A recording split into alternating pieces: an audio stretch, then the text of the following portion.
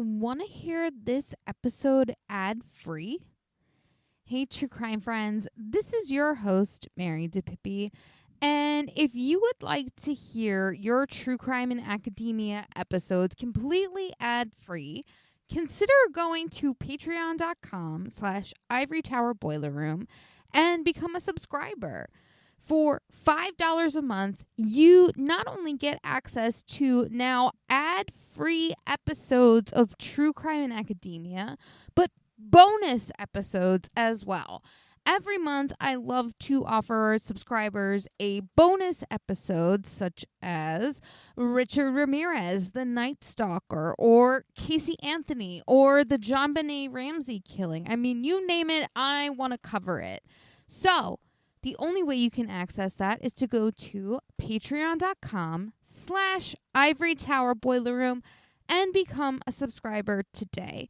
Like I said, it's only $5. I mean, think about it. I mean, you're really just buying me a coffee, which I know I say sometimes in my episodes, but it's true. And for all of the research and everything, I put into getting you these episodes, it would be nice to just have a cup of coffee. So go to patreon.com/Ivory Tower Boiler Room and become a subscriber today so you can get access to those bonus episodes. And like I said, now especially ad-free episodes. So one more time, that's patreon.com/Ivory Tower Boiler Room and get your bonus episodes and ad-free episodes today. Hey, true crime friends. Welcome back after our long, well, at least it felt long, break. Oh my gosh, I'm so happy to be back with you all. I hope you are all doing well. I've missed you all. There have been a lot of things going on with me. Obviously we had the break, and I know I said, that it was long, but, long in that it was extremely well deserved. Andrew and I both went into this break going that we really just wanted to reset, refresh, and kind of, just reignite our passions, if you will. Luckily for me, our break occurred during a very busy work time, my 9 to 5. I was traveling twice in July, so that was extremely stressful for me. I don't know what's going on with me lately. I used to be able to deal with travel and everything and just be totally fine, but I'm finding in my late 20s and early 30s that is not the case.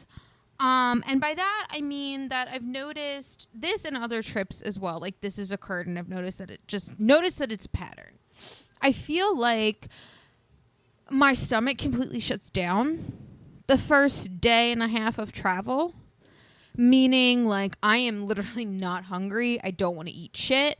I don't want to drink anything, even though I usually wind up doing so. And by drinking, I mean alcohol, not regular beverages, #water for life. Things other than water, I mean. So, and it would just I would drink my normal amount. I would try to force myself to eat. And then it's literally that first night that I'm there, I'm up throwing up everything in my stomach. And I don't know why. I honestly don't. I'm not sure. Excuse me. Of course, my sinus issues. I'm sniffling. Those haven't gone away since we've been on break. But yeah, I've just been what is going on? And I do feel like it is stomach related. Because also the other thing is I'm super congested that first day as well. Once it hits a certain time, it's just my nose just starts running incessant. And some of you out there are definitely Mare, this is TMI. I promise we're nearing the end of this. But yeah, so I've noticed that about myself. I don't know necessarily how to fix it other than like not eat anything and just be a hermit until, you know, my stomach settles out. But yeah, that happened with both trips. The one trip, because it was shorter, it was pretty much the whole entire time. The other one, I did have some reprieve after being there for like a couple days. Like my stomach settled out and everything was fine. But yeah, it was just, I don't know. I just don't know. But it's weird. So yeah, that's one thing I was dealing with. But traveling for work twice, it's not, I mean, aside from the podcast and going to New York, it's not anything I've ever done before, specifically doing trade shows and stuff. So that was a lot of fun. It was a really awesome experience, guys. Like, I really did enjoy it. And like I said, like, if I was going to have to do the podcast at the same time of traveling for both the trade show and this other project that I had to do, to travel for, it would have been so much more stressful. Another thing that I decided that I was going to do over this break was not listen too heavy to true crime. Like, I feel like I shouldn't say up until this point. I feel like it's been happening progressively since I started this podcast, and it's not a bad thing. It's just really a balance thing. It's just, you know, because I'm doing this podcast, because I'm researching specific murders, you know, and having to actually verbalize it, which I don't think a lot of people realize, like, hearing about it and sometimes regurgitating it to other people that you know, it's not always, you don't always feel the impact of it. But in this scenario, when I'm going through in this way and on this type of format, I am affected by it. I'm not gonna lie. You know, these cases do upset me more than I had anticipated. So, you know, over this break, I decided to take a break for the most part from true crime. You know, I listened to a few of my true crime podcasts just because I really like the people that create them. But I also started diving into more like reality show based podcasts, because that has been something I've picked up really more so, you know, earlier this year / on this break, which I'm happy with. You know, I used to always try to think of, okay, sorry, if you hear children, that's because there are children in my parents' home right now, to which I reside. You know, obviously this is their house. They could do whatever they want, but sometimes the things that they plan do not coincide with my podcast. So there are small children in this household that I don't know if you can hear, but I can hear them screaming right now. And so, yeah, if you just hear them, even though you shouldn't, but if you do, that's why. So, speaking to that, though, I am with my boyfriend looking to find a place. I am so excited. We have been talking about this for a couple years now, and finally kind of found someone who we'd want to talk to.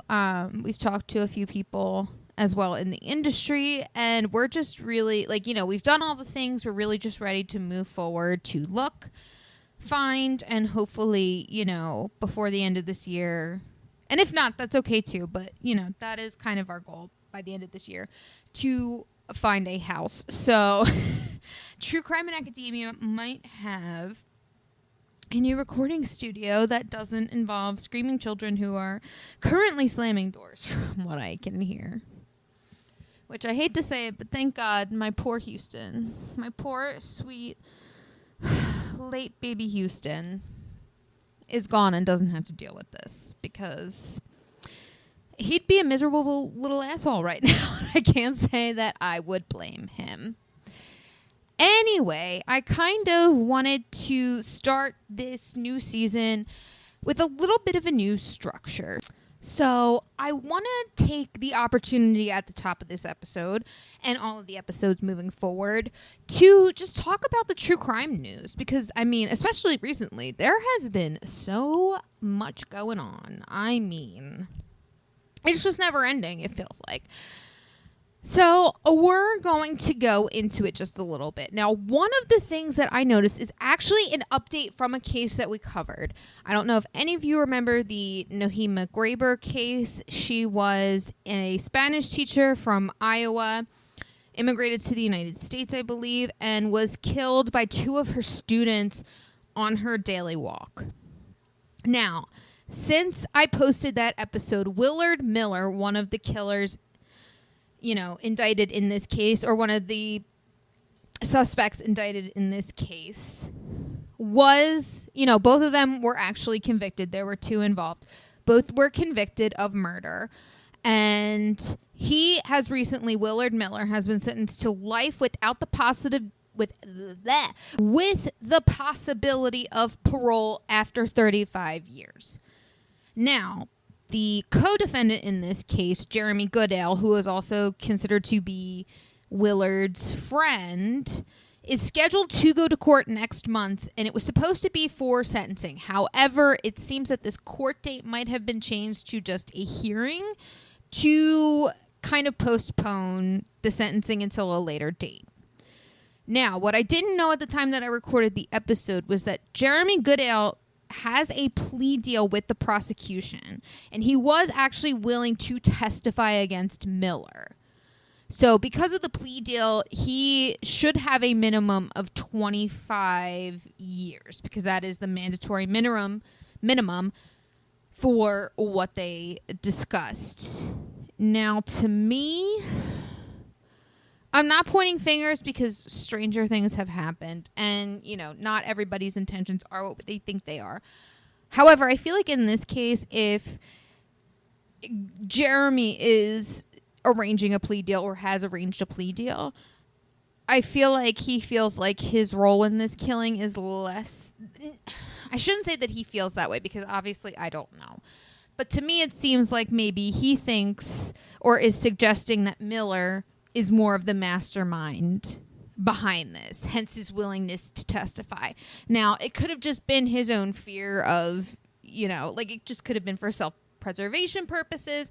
We don't know. From my understanding, it doesn't seem like he had to testify.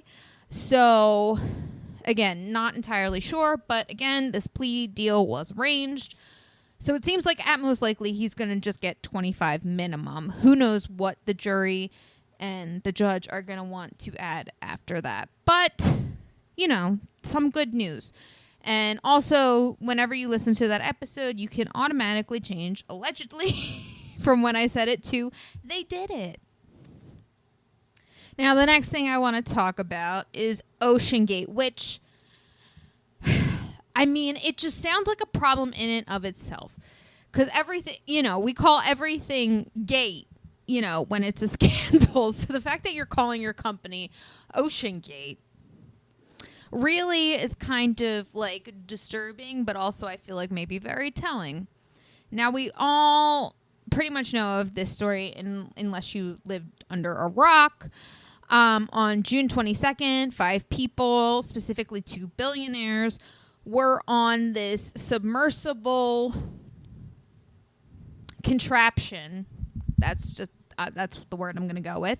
To go down, I want to say it was 2.5 miles, which was 30,000 some feet under sea level, to see the Titanic. And sadly, after having lost communication, there was a report that they were missing for a few days. Sadly, it came to be that the actual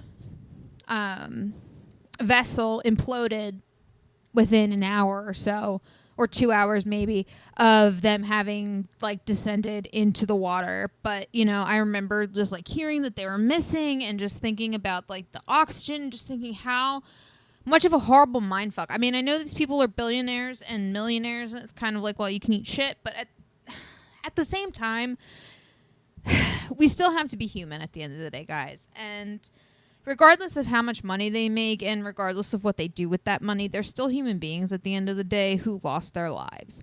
And, I do feel thankful that they weren't in the position of knowing that they were running out of time. I truly do hope that they were killed instantly on the implosion and things like that. But, you know, obviously we can't know for sure. Now, when this is all happening, I remembered seeing an article, and I tried to look for it. I couldn't find it. But it said that, like, I don't know if it was an engineer or someone who was working on this project said that innovation was the reason for safety measures not being up to date. And I remember reading that, and I was just like, what the actual fuck? You want this thing to go down to see the fucking Titanic at the bottom of the ocean and withstand so much pressure, but you're not going to test it because innovation. Get the fuck out of here.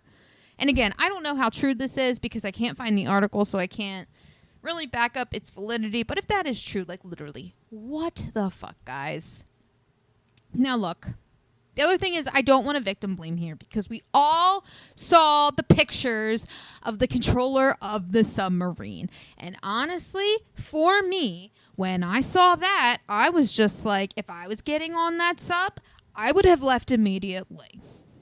Because this thing can't even be trusted to run or work on modern gaming technology. Jesus, I just hit my mic. I'm sorry, guys. But yeah, like it can't even, I mean, it probably could if you tried, but like, it's not supposed to be.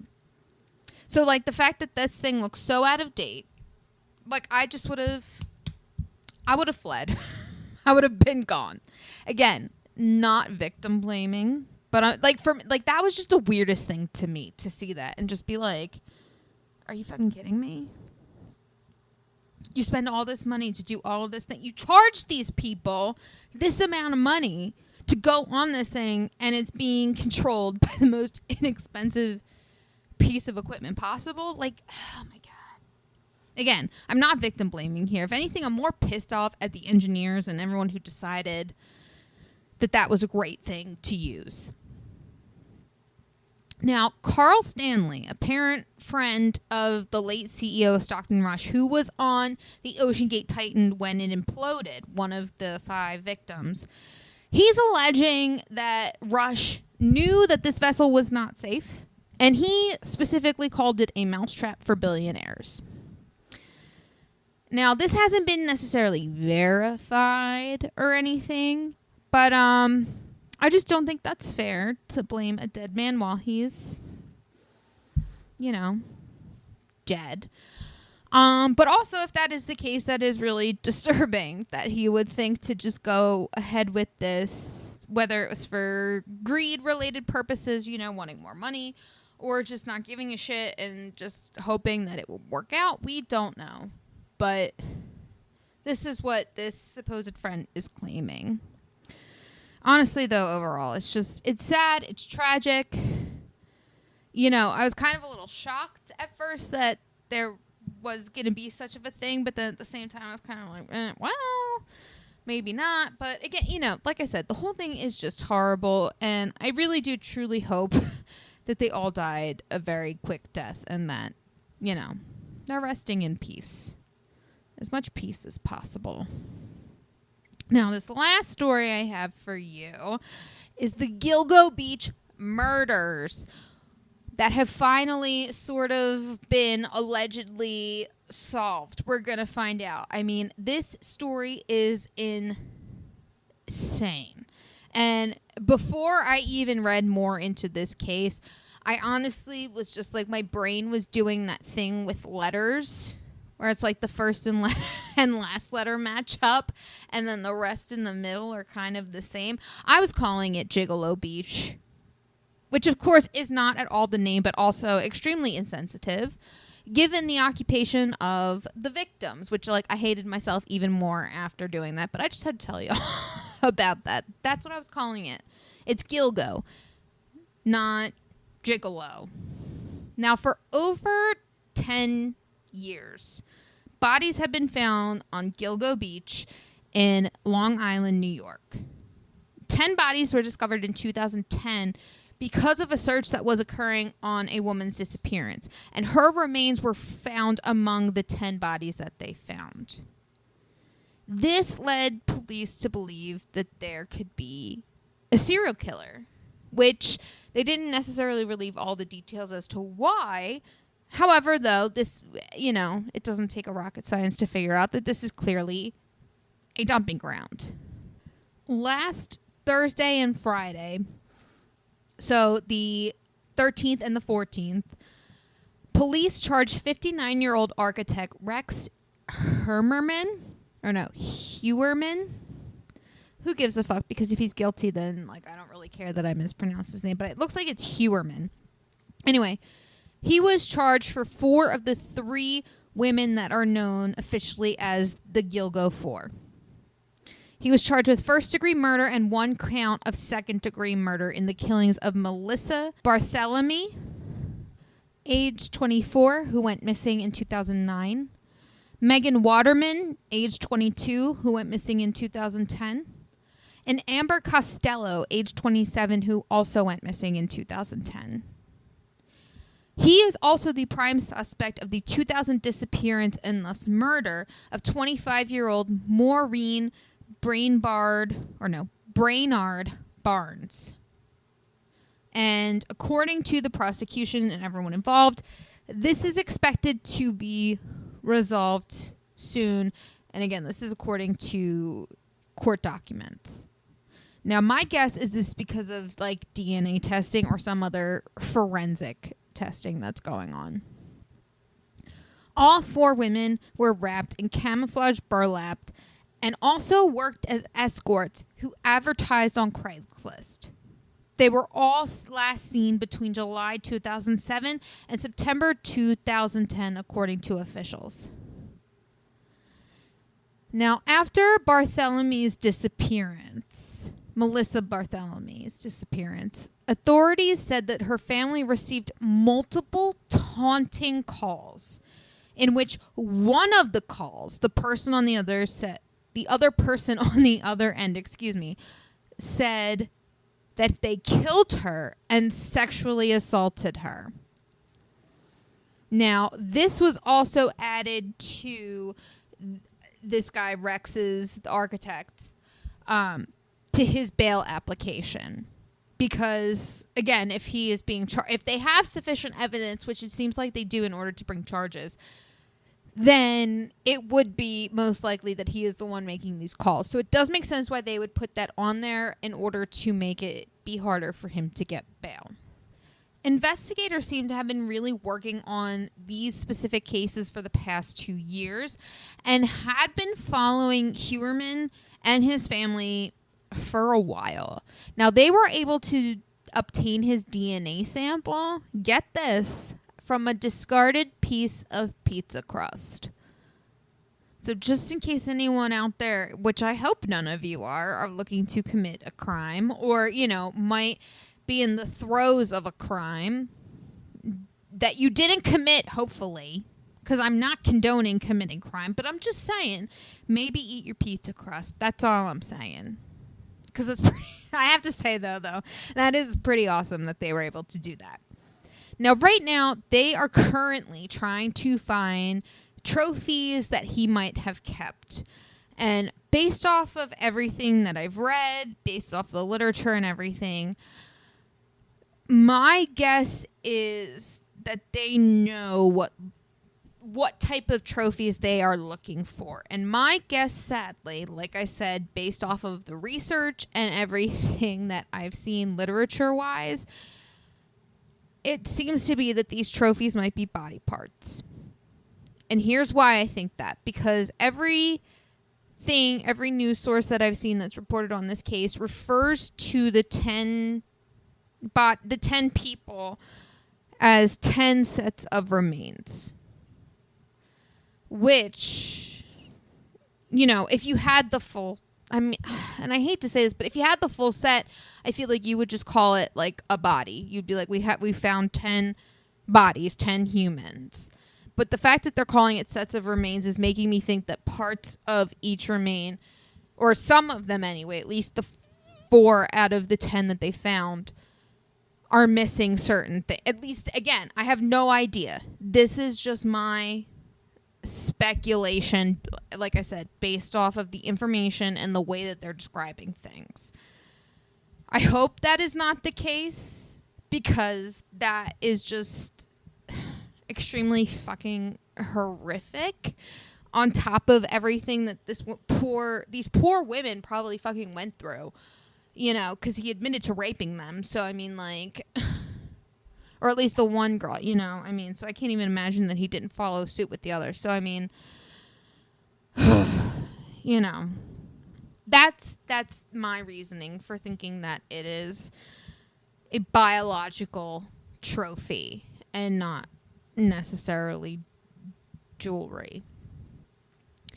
Now, Dennis Rader, BTK himself, has also come up with opinion for this case and this killer, Rex Heuermann, specifically.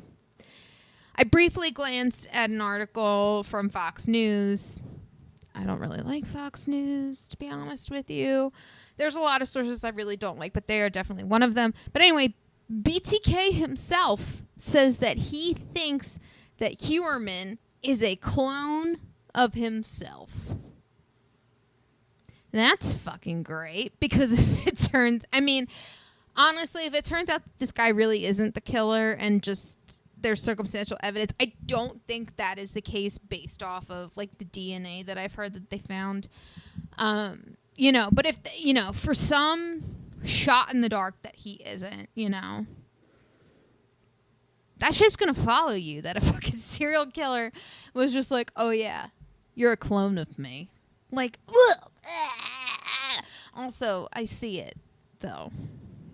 Like, as grossed out as I am, and much as I hate this, I fucking see it. Like, I hate to say BTK probably isn't wrong about the killer of this case, whether it is Heuermann or an unidentified subject, you know, because obviously with this we have to say allegedly, regardless of how strong the evidence is, because he has not been convicted. You know, rules are rules. I haven't seen anything as far as like a possible court date yet, but I will keep you guys posted. As far as I can tell, it doesn't seem like he's been bailed out, so hopefully that alleged piece of shit is behind bars, you know, where he can't hurt anyone. So that is all I have for you, my loves, as far as like what's in the news today. So yeah, I'm hoping to kind of like keep this segment, maybe do like 1 or 2 stories, maybe not 3. I was thinking of having a 4th, but I want to save that for next week. So yeah, we'll see how many true crime cases for this news segment we will have in the future.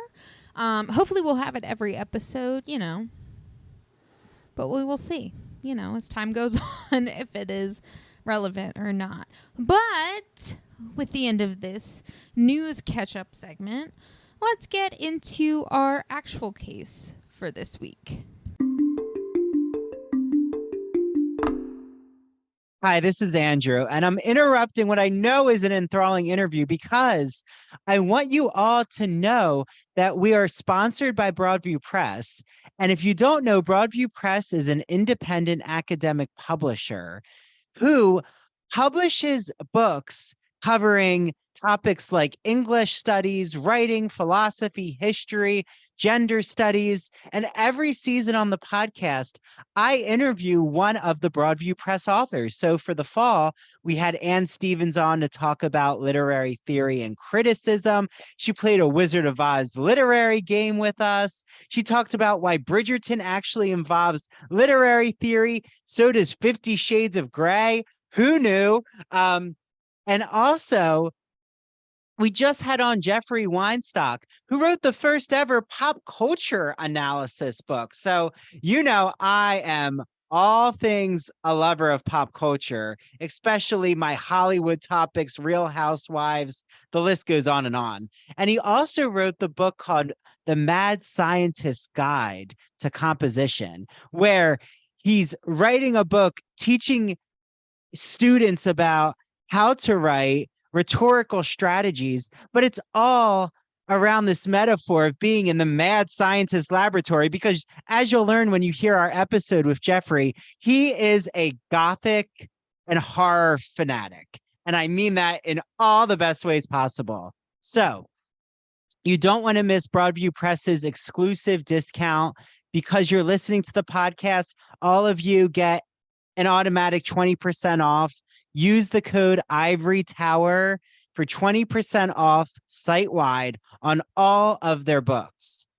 So in our show notes, we have a link to Broadview Press. Make sure you click the link, put in Ivory Tower, and you're going to get 20% off your order. So enjoy your reading, everyone. Now, this case we are about to get into this week, back from the break, is one of a more... I feel like it's a more popular disappearance case. However, I don't see many podcasts covering it, but I also feel like many people in the true crime world know about the disappearance of Brandon Swanson. So for this week's episode, let's get into it. Brandon Victor Swanson was born on January 30th, 1989 in Marshall, Minnesota, to Brian and Annette Swanson. He was one of at least two children, and it's known that he at least had a sister, and I think her name is Jamie. It's Jamine. I don't know if that was a typo. It was supposed to be Janine and not Jamine. I'm not sure, but either way, you know, he has a sister. After high school, Brandon attended Minnesota West Community and Technical College to study wind turbines and I guess reusable energy. Now, for those of you who haven't seen the social media post yet, Brandon Swanson was described as standing at 5.6, having longer brown curly-ish hair and blue eyes, who wore glasses. Now, after finishing his first year on May 13th, 2008, which was 2 years before I graduated high school, just for reference, everyone, Brandon went out to a few parties with some friends to celebrate the end of the year, and the city was said to be Canby, C-A-N-B-Y. Y'all know I can't pronounce shit correctly. I'm just going to start spelling it for y'all so you can figure it out from there. So C-A-N-B-Y, Canby, I'm guessing, was the city that he was at. Now, it was said that at least at two parties he was seen drinking, but to his friends that were there, they were like, he didn't drink a lot and he didn't appear to be very intoxicated. Brandon left before midnight and began his 30-mile journey back home in his Chevrolet Lumina. Shortly before 2 a.m., sadly, he lost control of his car and drove into a ditch.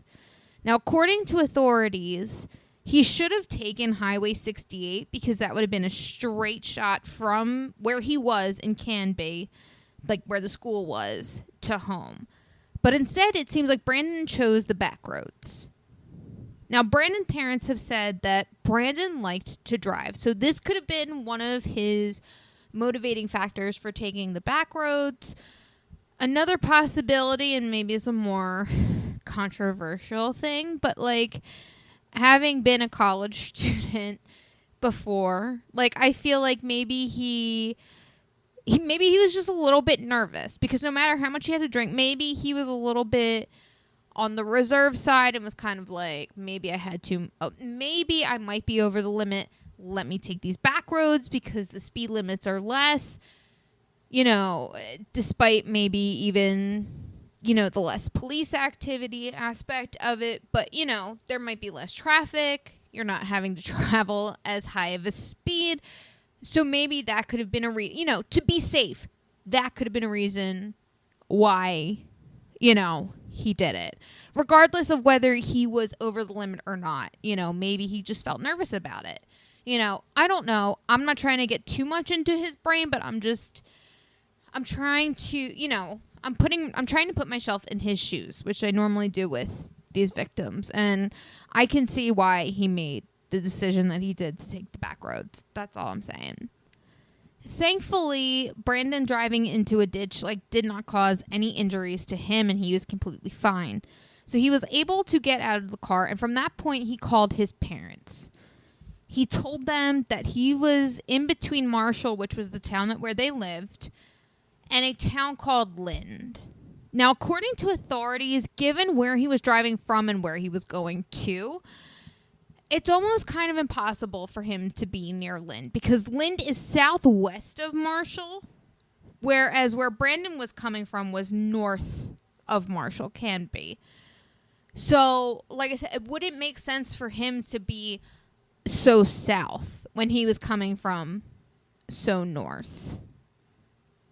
Instead, though, they would find that he was closer to a city called Porter, which is about 20 miles from Marshall.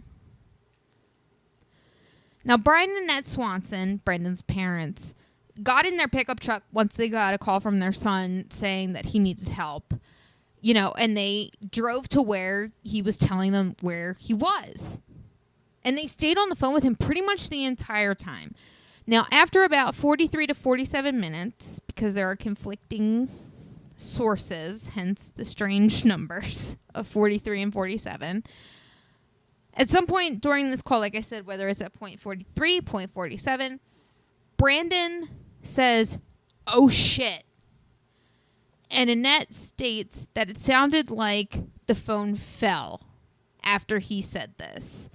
And she also insists that he was on gravel road based off of what she had told him and, just the overall sounds that she was hearing in the background from when he was walking. Sadly, immediately after this, the line goes dead. Now, Brian and Annette tried furiously to get Brandon back on the line, calling him back constantly. But they were met with nothing. At around 6:30 a.m., Brian and Annette called 911 and reported Brandon missing.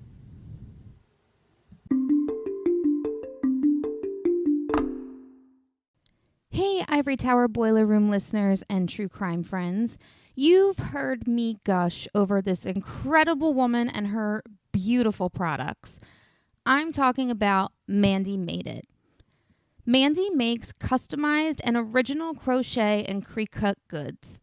They are the perfect, unique, one-of-a-kind gift for literally anyone in your life. And she makes incredible home decor. I still have my pumpkins that I put out every fall. I just love them.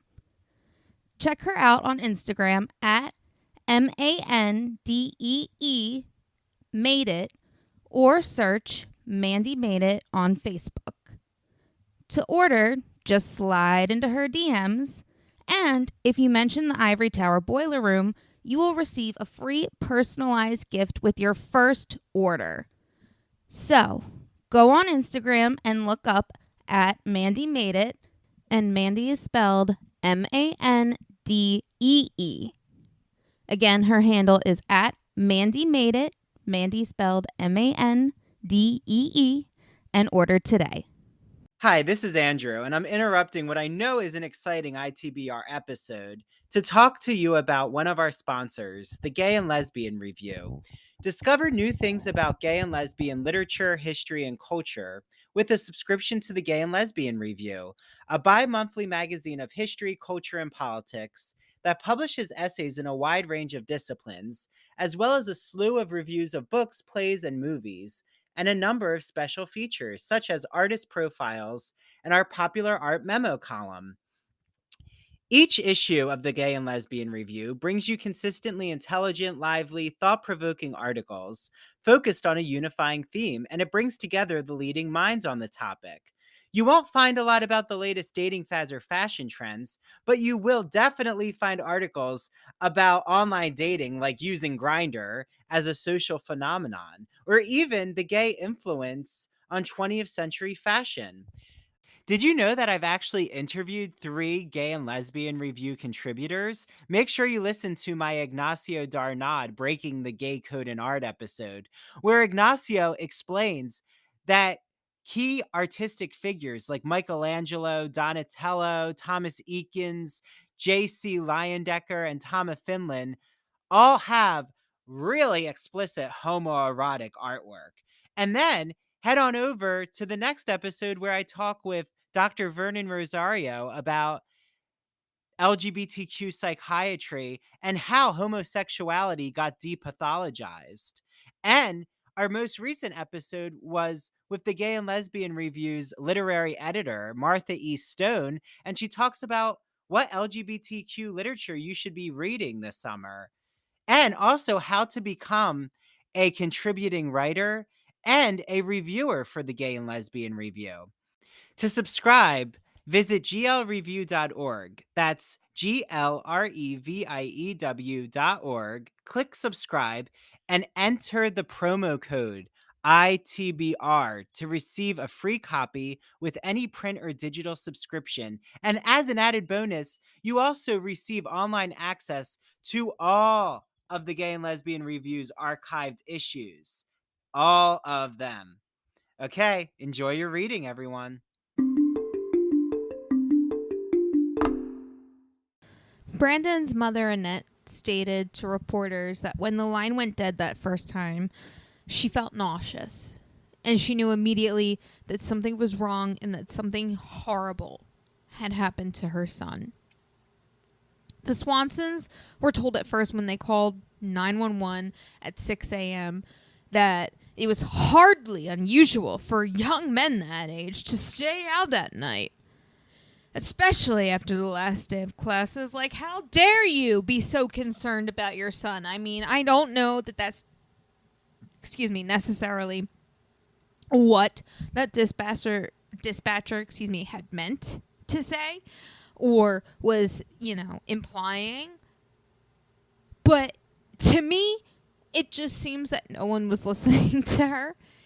And Annette specifically recalled that one of the officers that she spoke to said that it was, quote, Brandon's, quote, right to be missing, end quote.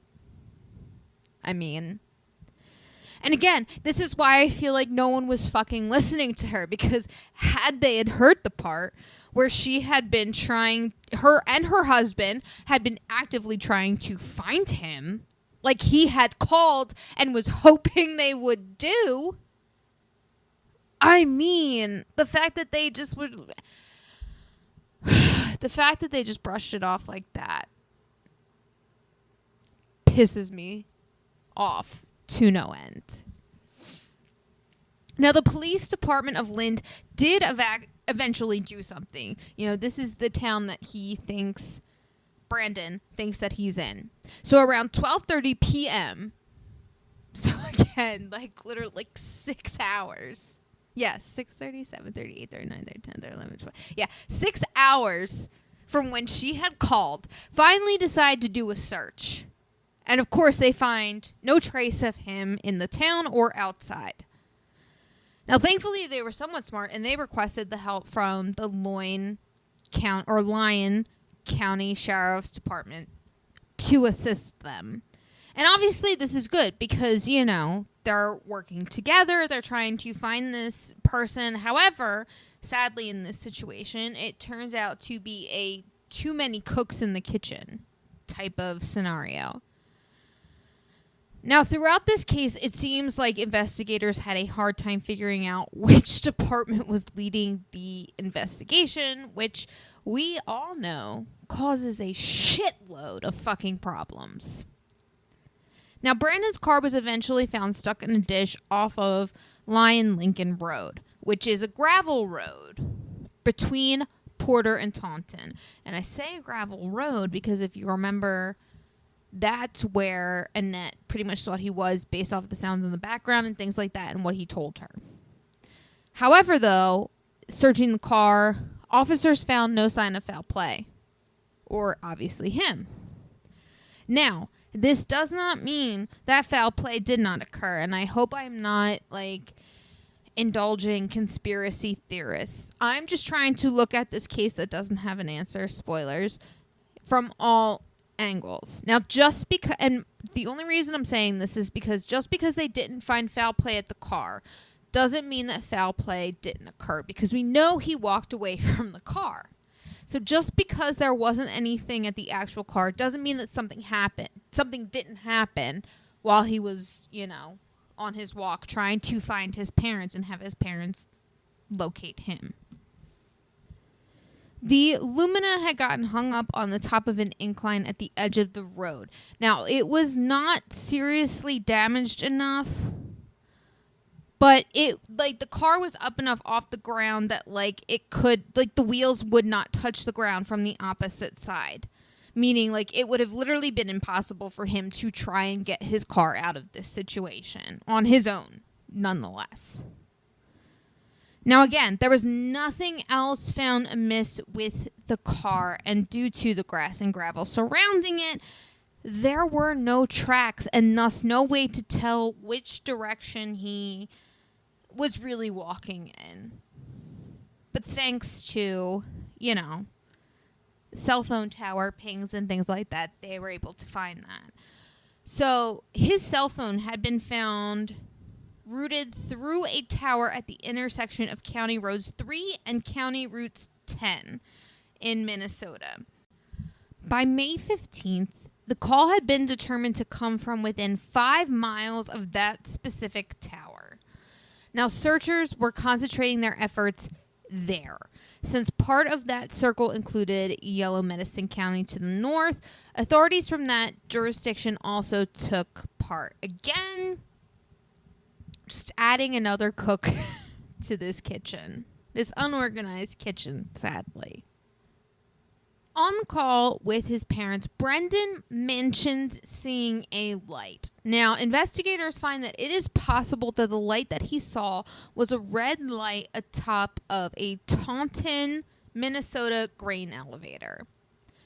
Ground searches were being conducted along with a flyover by an aerial team, meaning they had helicopters deployed, as well as search dog, and a team of bloodhounds nearby Cottington County, South Dakota, picked up a 3-mile scent that followed the fields northwestern of an abandoned farm, then along the Yellow Medicine River to a point where it appeared to enter a stream. Now, obviously, these places are slightly far away from where he is, so...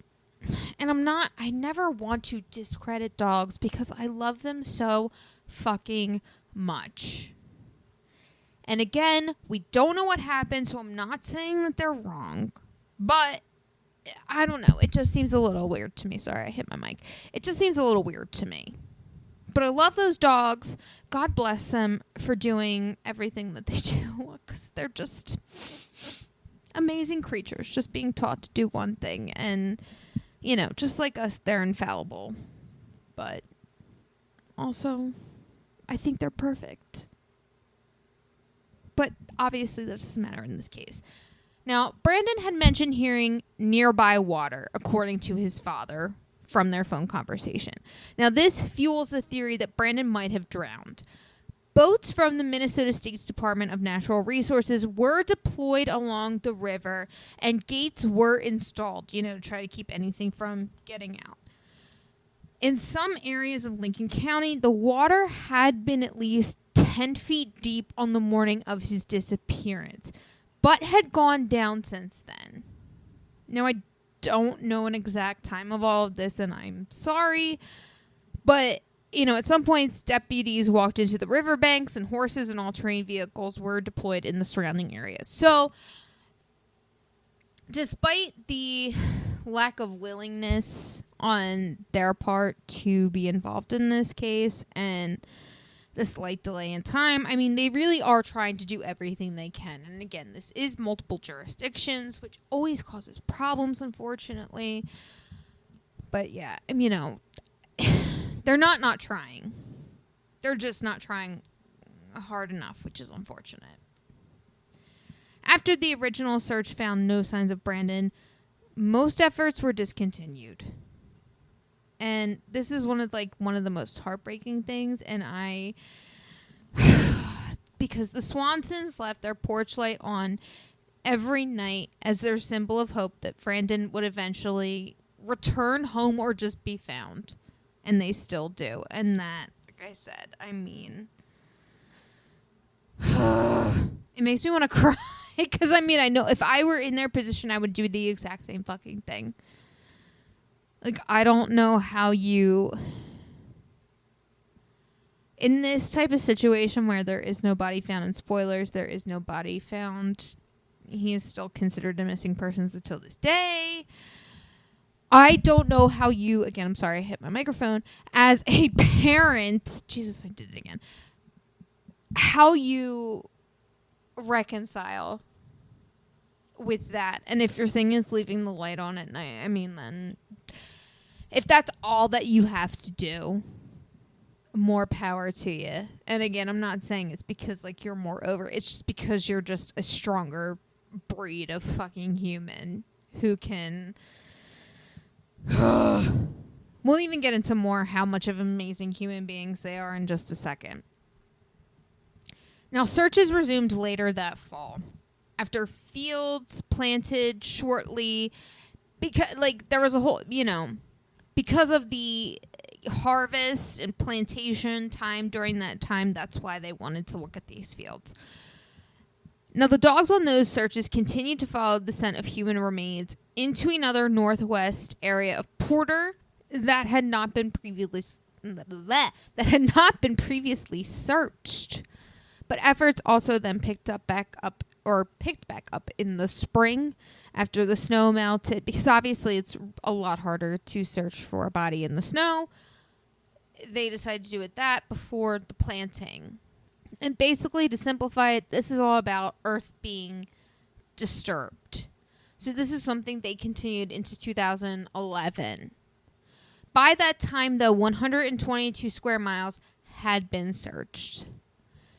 In 2010, the Minnesota Bureau of Criminal Apprehension took over as the lead agency for the case. And just for clarification, that is the year that I graduated. So I was 18 at the time. I'm 31 now. I was 18 at the time. I'm sure a lot of you are a lot younger than that. But for me, that just, I don't know. It's a very personal thing. I know I would have been more aware of it at the time. That's all. It set up, basically, the Bureau set up a tip line. And by 2015, 90 leads had been reported. By that point, the area of interest had moved towards Mud Creek, basically an area near Yellow Medicine and northwest of Porter. Tens of thousands of hours were spent looking for Brandon, but none of them were successful, despite efforts from, I think it was a total of 45 canines from 9 different states. Many theories range from foul play to accidental drowning to freezing to death. Sadly, like I said earlier, because there is no body, there is really no way to know what happened. And to this day, Brandon Swanson is still missing. His parents, disturbed by police's lack of initial response and the procedures in place for missing persons, which, most people are pissed off about, Annette knew she needed to do something. She met with Marty Searfort, which I think is how you pronounce his last name. He was a majority leader of the Senate House of Representatives at the time. The two talked about the problems that she had experienced with the police when she reported Brandon missing. He said, quote, "She knew it wouldn't help in her son's case, but that it could help in the future of others." End quote. It's also important to remember that our sweet angel goddess, Sam, from Creme de la Crime podcast, told us about the misconceptions of the 48-hour rule. Because that whole, you need to wait 48 hours to report a person missing, is absolute bullshit. It literally does not exist. You can report, like these parents did, like pretty much immediately. And if you get any issues, not only are you in your own right to tell that person to fuck off, you can actually report a missing person. You should also ask for their manager just to, hit it a little bit hard. Because if they were in that fucking situation, they would want every single fucking resource at their disposal to be deployed to find their missing loved one, wouldn't they? But instead, here they are making up and I shouldn't even say that they're making up excuses, because some of them just, make up those excuses. Oh, well, you gotta wait 48 hours. Blah, blah, blah, blah. They're fine. They're an adult. They can do whatever they want. Sometimes people just try to... I'm sorry. I hit my microphone. I'm getting so angry over here. Sometimes just people try to find every excuse to not do their job. And it's really infuriating in these types of situations, because these are literally situations where anyone who is intaking should not be fallible. And I know that's extremely unfair to say, but I mean, they should at least fucking try. I mean, because what the fuck? Your son has a right to be get the fuck out of here. If anyone told me my son had a right to be missing when I knew for a fucking fact, this woman Annette is trying to tell them, that he is definitely missing, get the fuck out of here with that. I'm sorry, it pisses me off.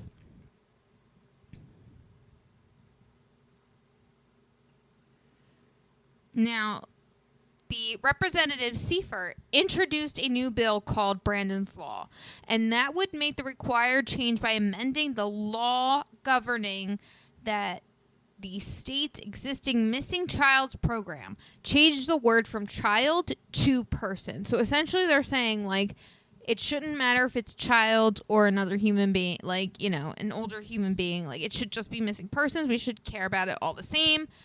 Da-da-da-da. Call it at the end of the day. A lot of law enforcement people in the area were not okay with it because, quote, part of it had to do with privacy, especially regarding cell phones.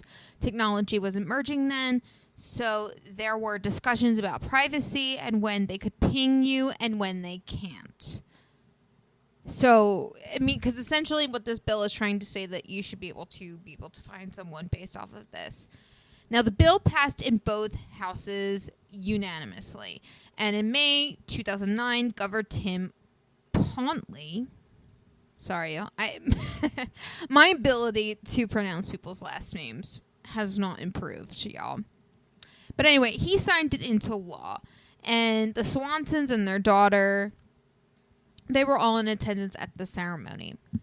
The effect of this change also required that police, in addition to determining in their preliminary investigation that the reported person is indeed missing, determine whether that person is potentially in dangerous circumstances. They must also notify nearby law enforcement agencies promptly. This is what they're saying, from Brandon's Law. Brandon's Law also clarifies that the agency taking report is the lead agency investigating the case. The absence of that distinction obviously had created problems in the later phases and initial searches when he went missing. Under this law, police are also no longer allowed to refuse a report based on initial belief that no criminal activity is involved, the brevity of interval since the person was last seen, the possibility that the person may have intentionally disappeared, or the lack of relationship between the missing person and the reporter. Which again, I understand shit is expensive. But I would rather resources be spent finding someone who doesn't want to be found than to completely ignore a legitimate missing, dangerous, not dangerous, that the person who's missing is dangerous, but that they're in a dangerous situation, rather than ignore that. I'd rather spend money on, time of finding people who don't want to be found than to not spend money on people who could potentially be saved. Point blank.